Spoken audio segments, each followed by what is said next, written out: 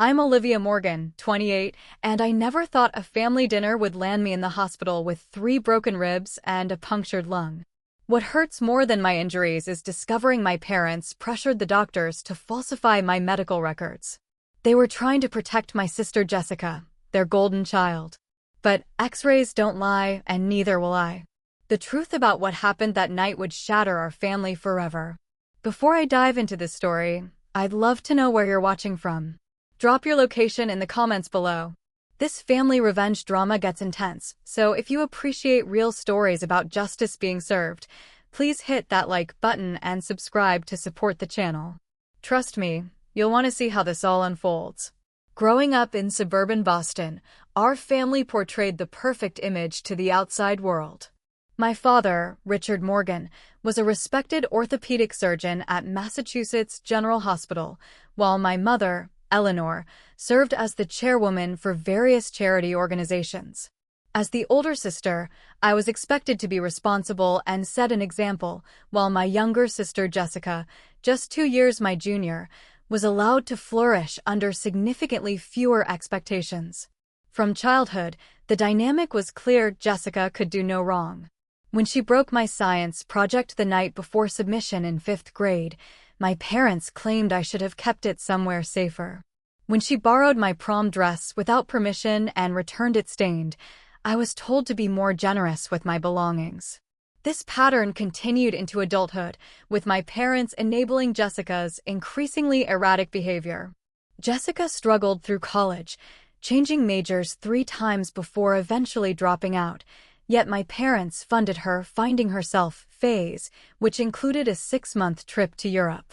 Meanwhile, I worked part-time jobs throughout my education, graduated with honors in business administration, and built a career as a marketing executive at a respected firm in Boston.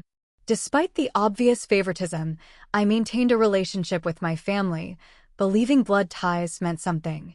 I visited my parents' home for Sunday dinners twice a month and attended all major family events.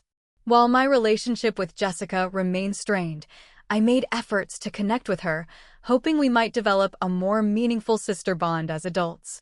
Last Thanksgiving, I introduced my boyfriend, Daniel, to the family. Daniel was kind, intelligent, and worked as an attorney specializing in medical malpractice, a field that would become ironically relevant later. Jessica seemed unusually interested in Daniel, asking probing questions about his work and personal life. At the time, I thought nothing of it, attributing her interest to simple curiosity about my new relationship. By Christmas, Daniel and I were discussing marriage. He had confided that he'd been saving for an engagement ring, and we were planning our future together. I shared this excitement with my mother during one of our rare heart-to-heart conversations, swearing her to secrecy. In retrospect, that was my first critical mistake. 2 weeks later, Jessica announced she had begun seeing someone new but kept his identity mysterious. She brought him up constantly in conversation but refused to share details or introduce him to the family. My mother seemed unusually complicit in this secrecy, exchanging knowing glances with Jessica whenever the topic arose. By Valentine's Day, I began noticing changes in Daniel's behavior. He became distant, frequently canceling plans at the last minute, citing work emergencies. His texts became less frequent and more perfunctory. When questioned, he insisted everything was fine, but the emotional distance between us grew wider. It was during this period that my father suggested a special family dinner at their home to reconnect. He emphasized how important family unity was and how we needed to prioritize our bonds over everything else. The dinner was scheduled for the first weekend in March, and my father insisted that everyone attend, describing it as non-negotiable in a tone that brooked no argument. I arrived at my parents' suburban home that evening feeling apprehensive but trying to maintain a positive outlook. The house looked the same as always, immaculately decorated, every family photograph carefully positioned to convey the image of harmony. What I didn't know then was that this carefully maintained facade was about to crumble completely, revealing the true nature of my family's loyalty and setting in motion a chain of events that would change everything. The evening started like many family dinners before it. My mother prepared her signature roast beef, my father opened an expensive bottle of wine, and Jessica arrived fashionably late as usual. But there was a palpable tension in the air that no amount of forced small talk could disguise.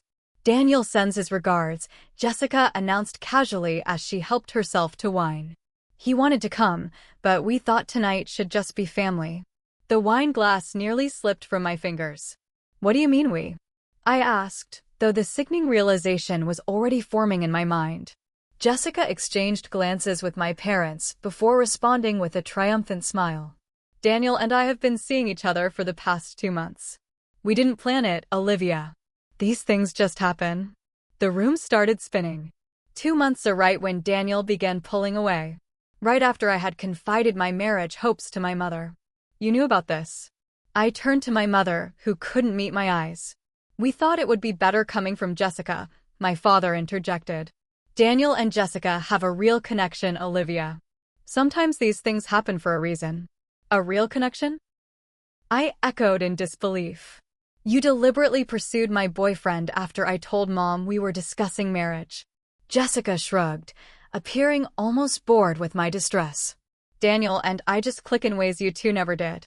He needs someone who understands his ambition, not someone who's constantly competing with him." "Competing?" I supported every aspect of his career. The betrayal was crushing, made infinitely worse by my family's calm acceptance of it.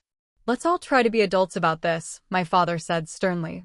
"The situation is what it is. We need to find a way forward as a family." "As a family?" I stood up, shaking. "Jessica deliberately stole my boyfriend, and you're all acting like I should just accept it? Did any of you think about how this would affect me?" "You're being dramatic," Jessica rolled her eyes. "Daniel made his choice. It's not my fault if he prefers me. Besides, you'll find someone else. You always land on your feet."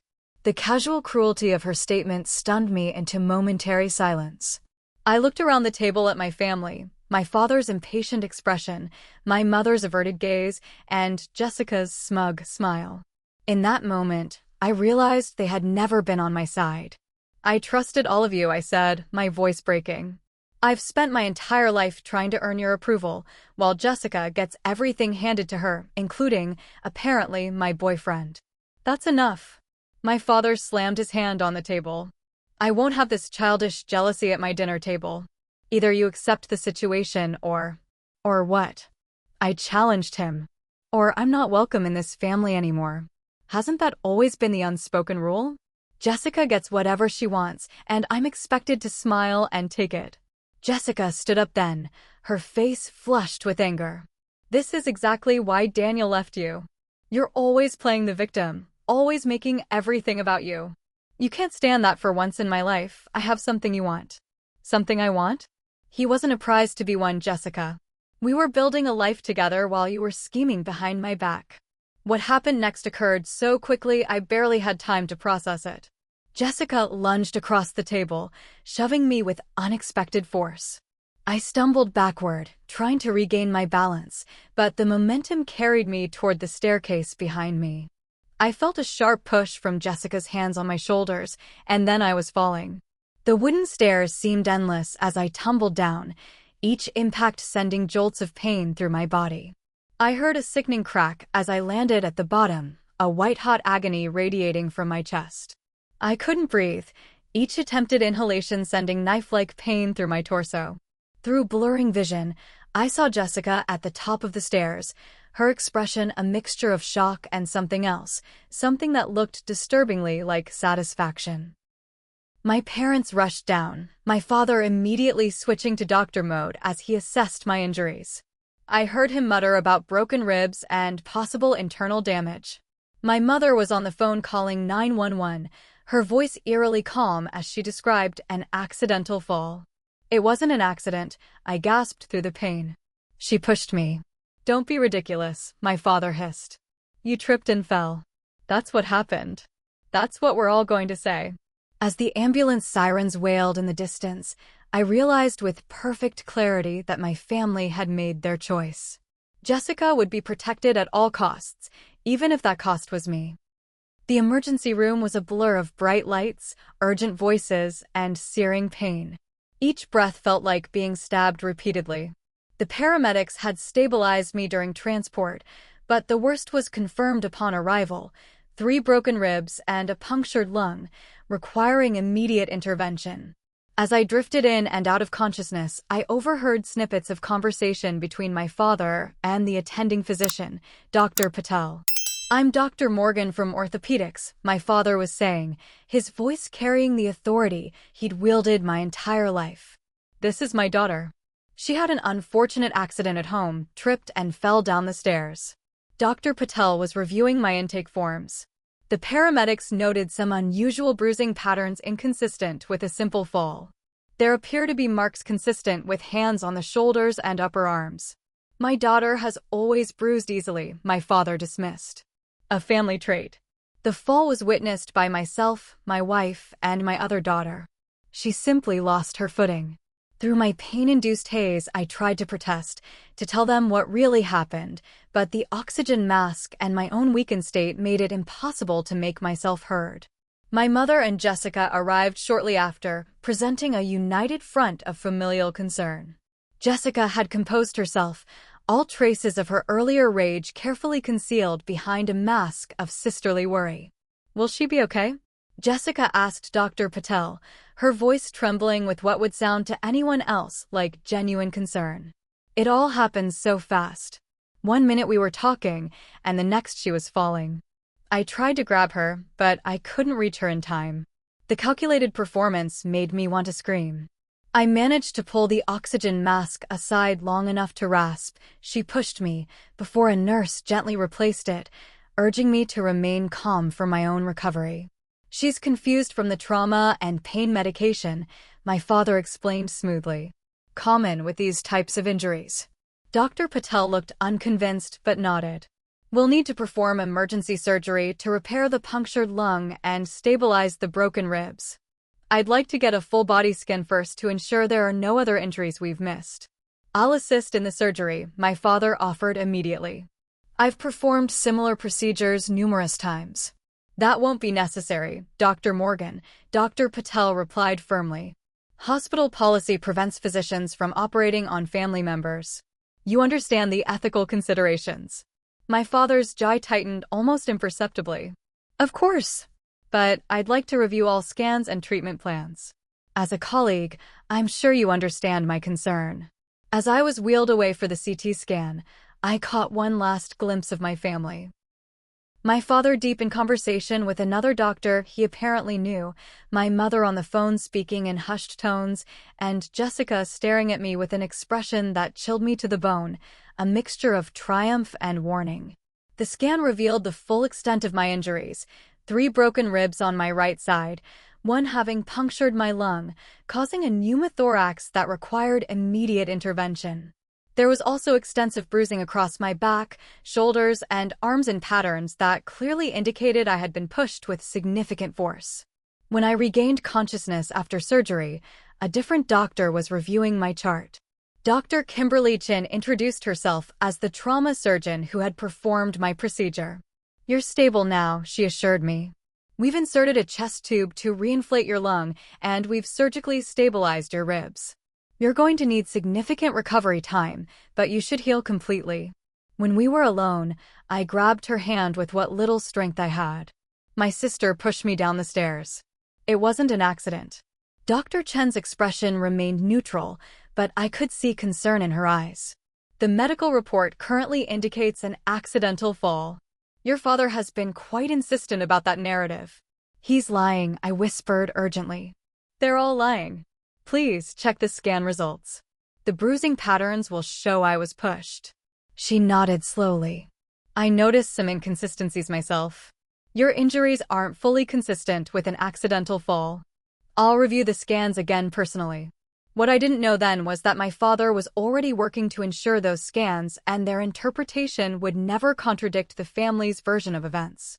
As a respected surgeon at the hospital, he had connections and influence that extended throughout the medical facility. Later that evening, a nurse I hadn't seen before came to check my vitals. As she adjusted my fore, she leaned down and whispered, "Be careful what you say. Your father has been pressuring staff to modify your records." Dr. Chin has been temporarily reassigned from your case. The realization that my own father would compromise his professional ethics to protect Jessica sent a wave of despair through me. The conspiracy extended beyond our family dinner table into the very place meant to heal and protect patients. The next morning, I had a new attending physician, Dr. Warren, an older colleague who greeted my father like an old friend. The change in my medical records was subtle, but significant. My injuries were now documented as consistent with an accidental fall downstairs, with no mention of the suspicious bruising patterns Dr. Patel and Dr. Chin had noted. I was trapped, physically weakened, surrounded by medical professionals under my father's influence, and with no one to advocate for the truth. But as I lay there, watching my family construct their wall of lies, something hardened within me. If justice wouldn't come from those who were supposed to protect me, I would have to find it myself. What my family didn't realize was that hospitals keep multiple records of medical imaging. The X-rays and CT scans that showed the true nature of my injuries couldn't simply disappear. And I happened to be dating, or had been dating, a medical malpractice attorney who had taught me exactly how hospital records worked. The knowledge that would become my salvation was already in my possession. I just needed to find the strength to use it. 3 days after surgery, I was discharged from the hospital with strict recovery instructions. Unable to care for myself properly with my injuries, I had little choice but to accept my parents' offer to recover at their home. The very place where I'd been attacked now became my temporary prison. My bedroom was converted into a recovery space, with a hospital bed and necessary medical equipment. My mother assumed the role of devoted caretaker, administering medications and changing bandages with clinical efficiency but emotional distance. My father checked my progress each evening after returning from the hospital, his assessments professional but cold. Jessica visited exactly once, standing awkwardly at the doorway rather than entering my room. "I hope you're feeling better," she said, not quite meeting my eyes. "Daniel sends his best wishes." The casual mention of Daniel, as if his betrayal were a minor footnote rather than a catalyst to the entire catastrophe, made my blood boil. But I had made a decision during those long hospital nights. I would play along until I could execute my plan. "Thank you for checking on me," I replied, keeping my voice neutral. "I'm sure this has been difficult for everyone." Jessica seemed surprised by my lack of hostility, perhaps even disappointed that she wouldn't have another outburst to use against me. She left shortly after, and I overheard her telling our parents that I seemed much more reasonable now. Little did they know that behind my compliant exterior, I was documenting everything. Using my phone during the night, I recorded voice memos detailing the events as they had actually occurred. I noted every inconsistency in my parents' retelling of the accident, every time Jessica avoided discussing what really happened, and every visit from my father's medical colleagues who seemed suspiciously invested in my accidental injuries. 10 days into my recovery, Daniel texted asking if he could visit. I agreed, knowing this meeting was crucial to my plan. My mother seemed nervous about his visit, but couldn't find a reasonable excuse to refuse him entry. Daniel arrived looking uncomfortable, bearing flowers and apologies. When we were alone, he sat beside my bed, his expression a mixture of guilt and concern. "Olivia, I'm so sorry about what happened. Jessica told me you fell down the stairs. Are you recovering okay?" I studied the man I had once thought I would marry, now seeing him clearly for the first time. Did she mention she pushed me down those stairs after I confronted her about stealing my boyfriend? His face paled. "What?" "No, she said it was an accident during a family dinner." "And you believe that?" "Just like you believed it was okay to date your girlfriend's sister behind her back." Daniel looked away. "It wasn't planned, Olivia. Jessica and I just connected. I should have been honest with you sooner." "Yes, you should have. But honesty doesn't seem to be a family trait among the Morgans," I replied, my voice steady. "Tell me, Daniel, as a medical malpractice attorney, what would you say if a doctor falsified medical records to cover up a deliberate assault?" He stiffened, his professional interest piqued despite himself. "That would constitute serious ethical violations, possibly criminal ones." "Why?" "Because that's exactly what my father has done. He's using his influence at the hospital to modify my records to show an accidental fall rather than an assault. Daniel frowned. That's a serious accusation, Olivia. Do you have any proof? Not yet, but I will. And when I do, I'll need legal advice from someone who isn't sleeping with the person who put me here. He flinched at the directness of my words. Olivia, I understand you're angry. I'm not angry, Daniel. I'm awake. For the first time, I see my family clearly, and I see you clearly. Now I need to know, when the time comes, will your professional ethics override your personal entanglements? Daniel sat in silence for a long moment. If there's genuine medical misconduct, I have an ethical obligation to address it, regardless of personal relationships. Good to know, I said, then glanced at the door. You should probably go now. Jessica wouldn't like you spending too much time with me. After Daniel left, my mother appeared, attempting to gauge the conversation. He seems concerned about you, she offered tentatively. Yes, I agreed. He's particularly concerned about the discrepancies in my medical records. The flash of alarm in her eyes confirmed what I already knew.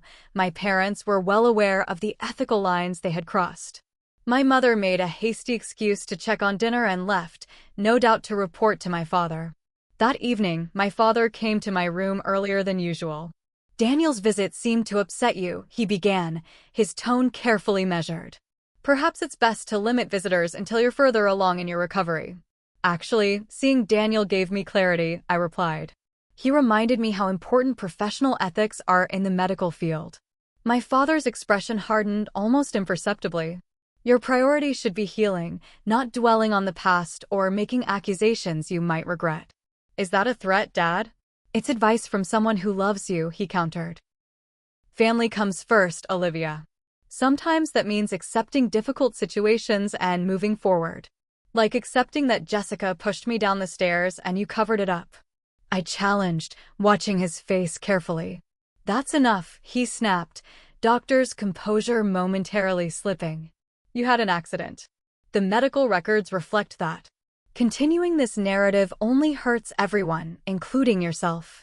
As he left, I heard him speaking in hushed tones to my mother in the hallway.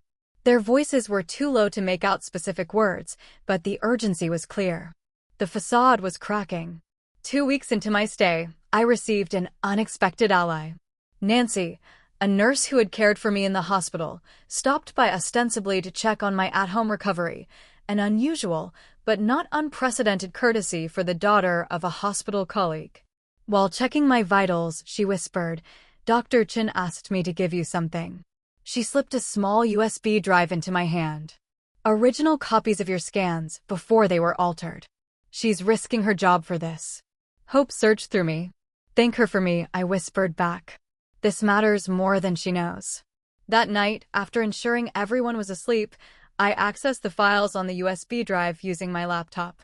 There they were, the unaltered X-rays and CT scans showing clear evidence of injuries consistent with being pushed, including distinctive bruising patterns on my upper arms and back that matched handprints. The report from Dr. Patel explicitly noted injury patterns inconsistent with accidental fall. Recommend further investigation for possible assault. I carefully copied the files to a secure cloud storage account and then to a second physical drive I hid in my room. The evidence was now preserved beyond my family's reach to alter or destroy.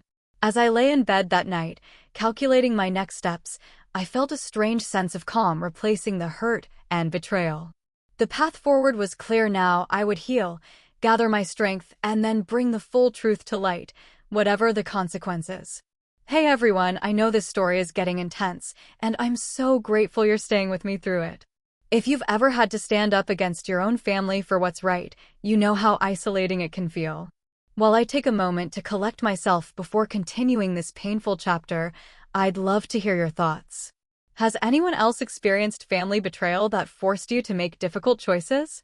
Drop a comment below, and if you're finding value in my story, please hit that like button and subscribe. Your support means everything as I share the next part, where things take an unexpected turn. By the 4th week of my recovery, I had regained enough mobility to begin implementing my plan. The chest tube had been removed, and while my ribs were still healing, I could move around the house with less pain.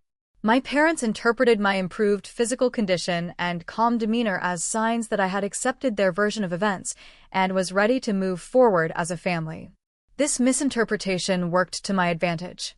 The less they suspected, the more freedom I gained to gather the evidence I needed. My first step was to contact Dr. Kimberly Chin directly. Using the phone number Nancy had discreetly provided, I arranged to meet the doctor at a coffee shop far from the hospital, where we were unlikely to encounter anyone connected to my father. Dr. Chin arrived in casual clothes, looking nervously over her shoulder before sitting down across from me. "I'm taking a significant professional risk," she began without preamble. "Your father has considerable influence at the hospital. I understand the risk, and I'm grateful," I assured her. "Can you explain exactly what happened with my medical records?" She sighed, pushing her coffee aside. "After I noted the inconsistencies between your injuries and an accidental fall, I was suddenly reassigned from your case. When I checked your records later, the notes about the suspicious bruising patterns had been removed, and the official cause was documented as an accidental fall with no indicators of assault." "Who made these changes?" I asked, though I already suspected the answer. "The system shows Dr. Warren, your father's friend and your replacement attending physician, but hospital gossip suggests your father was behind it. He was seen reviewing your files extensively and having private conversations with several administrators. Would you be willing to provide a formal statement about this?" Dr. Chen hesitated. "It could end my career, Olivia. I'm still in the early stages of establishing myself at the hospital." "I understand," I said, reaching across the table to briefly touch her hand. "But this goes beyond my family drama. If my father is willing to falsify medical records to protect my sister, what other ethical lines might he cross for personal reasons?" She nodded slowly. "I'll think about it. In the meantime, the USB drive contains everything you need to prove the records were altered. The original scans speak for themselves." My next move was more delicate. I needed to speak with the paramedics who had responded to the emergency call. Through some careful research and a bit of social engineering, I managed to identify and contact Sam Rodriguez, the lead paramedic who had treated me at the scene. We met at a diner on his way home from a shift. Sam was forthright about what he had observed. "We noted unusual bruising patterns immediately," he confirmed. "Inconsistent with a simple fall. The marks on your upper arms and shoulders looked like handprints, and when I mentioned this to your father, he became agitated and insisted we focus only on stabilizing you for transport." "Did you document these observations in your report?" "Standard procedure. Every injury and inconsistency gets noted." I specifically documented the bruising patterns and recommended further investigation. Sam frowned, stirring his coffee. But when I followed up later out of concern, I was told the case had been classified as an accidental fall with no suspicious circumstances. "Would you be willing to provide a statement confirming your original observations?"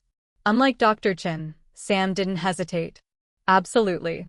Patient safety comes first, and if someone's covering up an assault, that's not something I can ignore."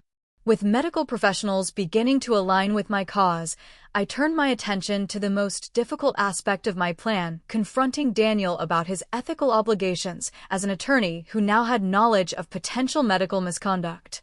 I arranged to meet him at a public park, away from both my family's home and his office. Daniel arrived looking troubled, and I suspected Jessica had noticed our increased communication. "I've reviewed the evidence," I told him, showing him copies of the original and altered records on my tablet. "My father pressured the hospital to falsify medical documentation to cover up an assault. As a medical malpractice attorney, what is your professional assessment?" Daniel studied the files, his expression growing increasingly grim. "This is serious, Olivia. The discrepancies are obvious once you see the records side by side. This goes beyond ethical violations into potential criminal territory. And your obligation as an attorney who now has knowledge of this." He looked torn. "Jessica insists it was an accident. She says you lost your balance during an argument. The medical evidence directly contradicts that," I pointed out. "The original X-rays show injuries consistent with being pushed with significant force, not losing balance." Daniel ran a hand through his hair.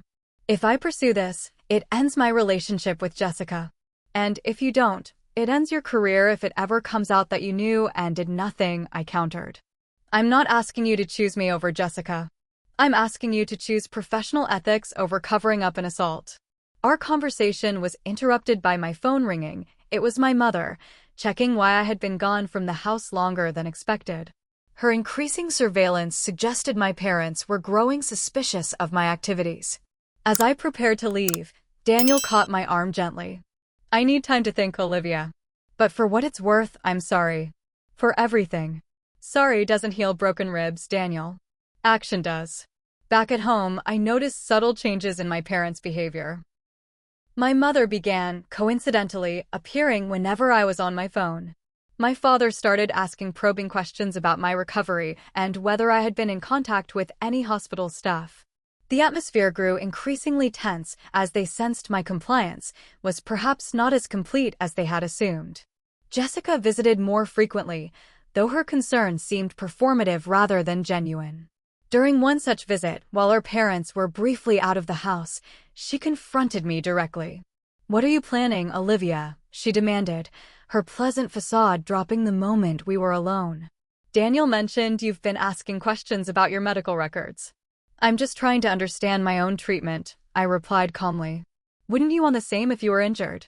"Cut the innocent act. I know you're trying to cause problems. Why can't you just let this go and move on?" I studied my sister, trying to find any trace of remorse in her expression. Let go of being pushed down the stairs? Or let go of having my medical records falsified to cover it up?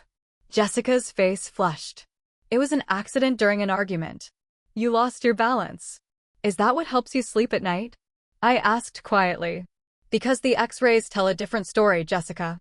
And X-rays don't lie." She paled slightly. "What are you talking about?" "I have copies of my original, unaltered medical records. They clearly show I was pushed with significant force. Your handprints are practically visible in the bruising patterns." For a moment, something like fear flashed in Jessica's eyes, quickly replaced by defensive anger. "No one will believe you over Dad. He's a respected doctor. You're just bitter about Daniel choosing me." "This stopped being about Daniel the moment you put me in the hospital," I replied. "This is about the truth." Jessica left shortly after, and within an hour, my father returned home early from the hospital, his expression grave. I knew then that Jessica had reported our conversation. That night, I overheard my parents arguing in hushed tones in their bedroom.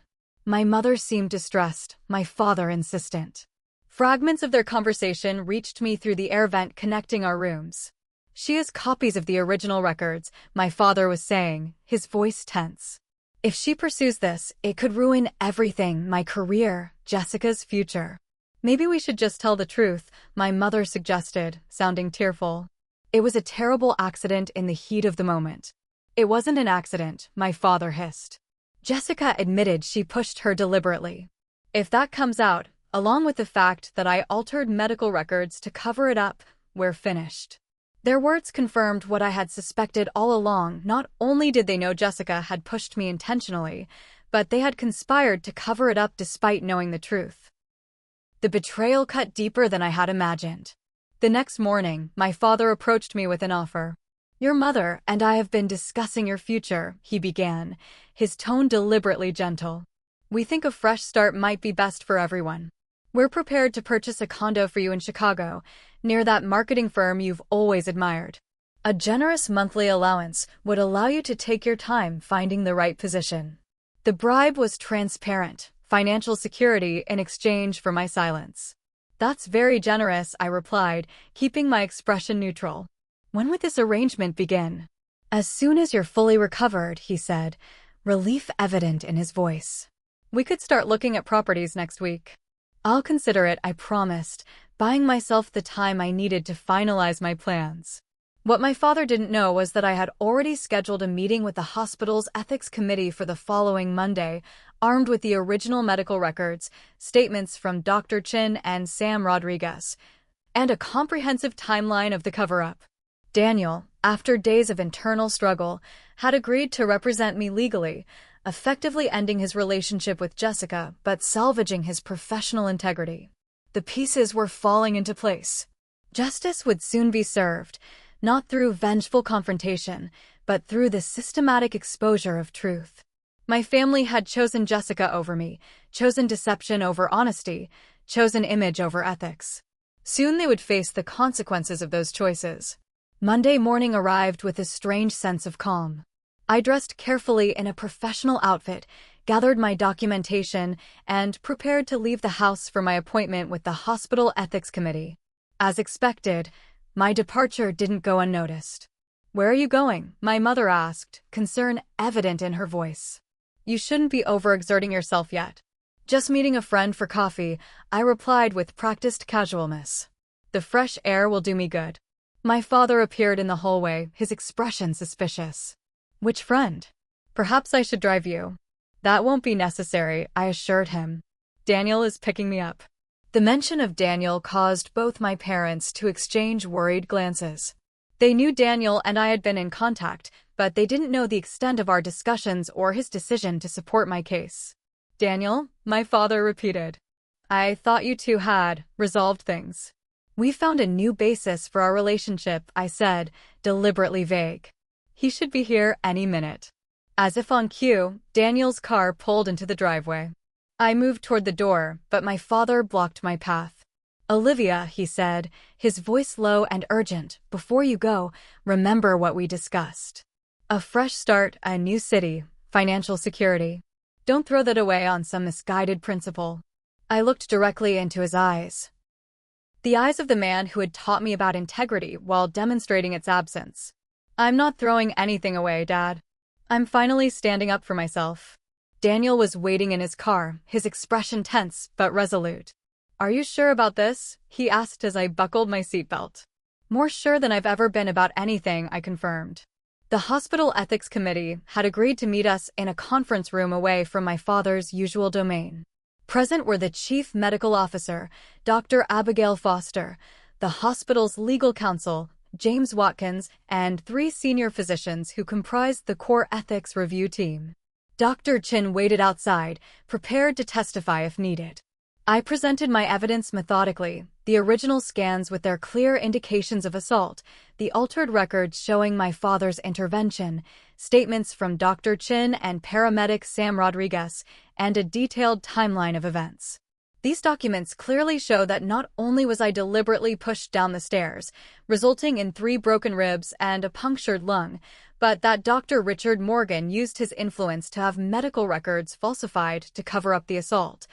I explained, my voice steady despite the gravity of the accusations. The committee members reviewed the evidence in silence, their expressions growing increasingly grave. Dr. Foster, the chief medical officer, was the first to speak. "These allegations are extremely serious," she stated. "If substantiated, they represent gross violations of medical ethics, hospital policy, and potentially criminal misconduct." James Watkins, the legal counsel, nodded in agreement. "The discrepancies between these records are difficult to explain through innocent means. The original diagnostic imaging clearly shows injury patterns consistent with an assault rather than an accidental fall." Daniel then outlined the legal implications from both medical malpractice and criminal perspectives. Beyond the ethical violations, falsifying medical records to cover up an assault constitutes multiple criminal offenses. My client is prepared to pursue this matter through all appropriate channels, including law enforcement if necessary. The meeting continued for over 2 hours as the committee thoroughly examined each piece of evidence.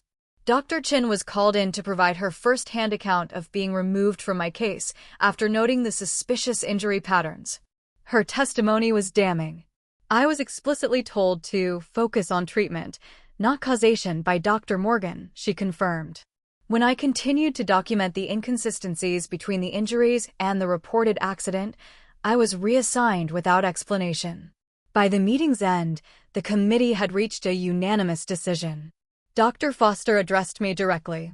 "Ms. Morgan, based on the evidence presented, we will be launching a formal investigation into Dr. Richard Morgan's conduct and the alteration of your medical records. Dr.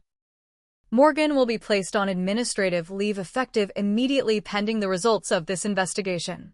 We will also be reporting this matter to the state medical board and consulting with legal authorities regarding potential criminal charges. As we left the meeting, a weight I had carried for weeks finally began to lift. The truth was coming to light, and accountability would follow. "What happens now?" Daniel asked as we walked to his car. "Now we wait for the hospital investigation to confirm what we already know," I replied. "And then we make sure Jessica faces consequences for her actions as well." News travels quickly in hospital circles. By the time we reached Daniel's car, my phone was buzzing with calls from my parents. I let them go to voicemail, knowing there would be time for confrontation later. What I didn't anticipate was returning to find Jessica waiting at Daniel's apartment, her face a mask of fury and fear. "What have you done?" she demanded as we walked in. "Dad just called. He's been suspended pending some ethics investigation. He said you've ruined everything." "No, Jessica, you ruined everything when you pushed me down the stairs," I replied calmly. "And Dad ruined his career when he decided to falsify medical records to cover up your assault." Jessica's eyes darted to Daniel, looking for an ally, but found none. "You're helping her destroy our family? After everything we had?" Daniel's expression remained firm. "What we had was built on lies and betrayal, Jessica. I can't be part of that anymore." Jessica's composure cracked. "It was an accident. We were arguing, and I just wanted you to back off." "The X-rays show it wasn't an accident," I countered. "They show I was pushed with significant force. Your handprints were visible in the bruising patterns." For the first time, Jessica looked genuinely frightened. "What's going to happen now?" "The hospital is investigating Dad for falsifying records," I explained. "And once that investigation confirms what we already know, I'll be filing assault charges against you." "You would do that to your own sister?" she asked, incredulous. "You nearly killed me, Jessica. And then instead of showing remorse, you and our parents conspired to cover it up and gaslight me into thinking it was an accident. So yes, I would do that to the person who betrayed me so completely." Jessica left in tears, but her distress elicited no sympathy from me. Years of enabling had convinced her that she could do anything without consequences. That illusion was finally being shattered. The following weeks unfolded in a whirlwind of legal and professional proceedings. The hospital ethics committee completed their investigation, confirming that my father had indeed pressured staff to modify my medical records. He was terminated from his position, and the case was referred to the state medical board for review of his license. Jessica was charged with assault, facing serious legal consequences for her actions. My mother, though not directly implicated in the falsification of records, had been complicit in the cover-up and found herself isolated as the family's reputation crumbled. Throughout this period, I moved into my own apartment, severing financial ties with my parents and rebuilding my life on my terms. Daniel and I maintained a strictly professional relationship during the legal proceedings, both recognizing that too much damage had been done for anything more. 3 months after that fateful dinner, I sat in the courthouse as Jessica accepted a plea deal for felony assault. The judge's words resonated through the courtroom. "Ms. Morgan, your actions demonstrate a disturbing lack of regard for your sister's well-being. What makes this case particularly troubling is not just the assault itself, but the elaborate cover-up that followed, involving your father's abuse of his medical position. The court cannot ignore such a severe breach of both familial trust and professional ethics." Jessica was sentenced to 2 years probation, mandatory anger management therapy, and community service. My father, separately, had his medical license suspended for 5 years, effectively ending his distinguished career. As I left the courthouse, I felt no joy in their downfall, only a somber satisfaction that justice had been served. The family facade had crumbled, revealing the dysfunction that had always lurked beneath the perfect surface. 1 year after the hospital incident, my life had transformed in ways I never could have anticipated. My ribs had healed completely, leaving only faint scars as physical reminders of what had happened. The emotional scars ran deeper but were slowly mending with time and therapy. I had accepted a new position at a marketing firm in Seattle, choosing to leave Boston and its painful memories behind. The fresh start my father had once offered as a bribe, I had created for myself on my own terms, built on truth rather than deception. My relationship with my family remained complicated. My father, his career in ruins, had retreated into bitter resentment, refusing any attempt at reconciliation. My mother, however, had reached out after several months of silence. Our conversations were tentative, fraught with unspoken hurts, but represented small steps toward a new kind of relationship, one based on honesty rather than appearances. Jessica and I remained estranged. Her probation and mandatory therapy had reportedly led to some introspection, but the damage she had done was not easily forgiven. Perhaps someday we might find a path toward healing, but that day seemed distant at best. As for Daniel, he had faced professional consequences for his delayed reporting of the medical misconduct, receiving a formal reprimand from the Bar Association. Our last conversation had been civil but final, both of us acknowledging that too much had happened to return to what we once had. On the anniversary of that fateful family dinner, I received an unexpected email from Dr. Chin, who had since been promoted at the hospital following the ethics investigation. "Your courage in standing up for the truth inspired changes in our hospital policies," she wrote. "We've implemented new safeguards against record falsification and created stronger protections for staff who report ethical concerns. Your suffering has ultimately made patients safer." Her words brought tears to my eyes, the first positive outcome from all the pain. Something good had emerged from the rubble of my family's deception. That evening, I sat on the balcony of my Seattle apartment, watching the sunset over Puget Sound. My phone rang with my mother's weekly call. Our conversations had evolved from awkward pleasantries to more meaningful exchanges, though certain topics remained carefully avoided. "I spoke with Jessica yesterday," my mother said hesitantly. "She asked about you." I felt the familiar tightness in my chest that accompanied any mention of my sister. "What did you tell her?" "That you were doing well. That you seemed happier." I confirmed, surprising myself with the truth of that statement. "I'm building something real here." A long pause followed. "She mentioned that she's been writing you letters." "Letters she never sends." "I didn't know that," I admitted. "She's changed, Olivia. The therapy has helped her recognize patterns she couldn't see before." "Your father's enabling, my silence, how it all contributed to her behavior." My mother's voice cracked slightly. "None of that excuses what she did to you. But she's trying to understand it, to be better." I didn't immediately respond. The idea of Jessica actually taking responsibility was so foreign it was difficult to process. "Maybe someday I'll be ready to hear that from her directly," I finally said. "But I'm not there yet." "That's fair," my mother conceded. "Just know that the door is open when you're ready." After we hung up, I reflected on the strange journey that had brought me here. The family I had once known was gone forever, shattered by betrayal and lies. Yet from those broken pieces, new possibilities were slowly emerging, not a return to what was, but something different, potentially healthier. The X-rays that had revealed the truth about my physical injuries had, in a way, also exposed the fractures in my family that had been present all along. Sometimes things needed to break completely before they could heal properly. I had lost much: trust, innocence, family connections I had once thought unbreakable. But I had gained something perhaps more valuable: the knowledge that I could stand alone, that I could face betrayal and emerge stronger, that truth mattered more than comfortable lies. As the last light faded from the sky, I made a decision. I would respond to my therapist's suggestion and start journaling about my experience, not just for my own healing, but to potentially help others facing similar family betrayals. The story that had nearly destroyed me might serve as a lighthouse for someone else navigating treacherous waters. The title came to me immediately: When Blood Lies, Surviving Family Betrayal. It would begin with the night of the family dinner and end with this moment of cautious hope. Not a story of perfect resolution, life rarely offered those, but of resilience and the possibility of rebuilding from truth.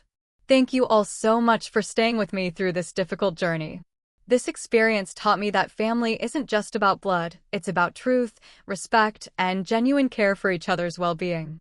I'd love to hear your thoughts on family karma or justice in your own lives. Have you experienced a moment when standing up for yourself against family pressure was necessary? How did you handle it? Please share in the comments below. If this story resonated with you, please hit that like button and subscribe to my channel for more authentic life experiences. Sharing this video might help someone else who's struggling with family betrayal know they're not alone. I'm so grateful for this community we've built together. You've become the supportive family that everyone deserves. Until next time, remember that your truth matters and healing is always possible, even from the deepest wounds.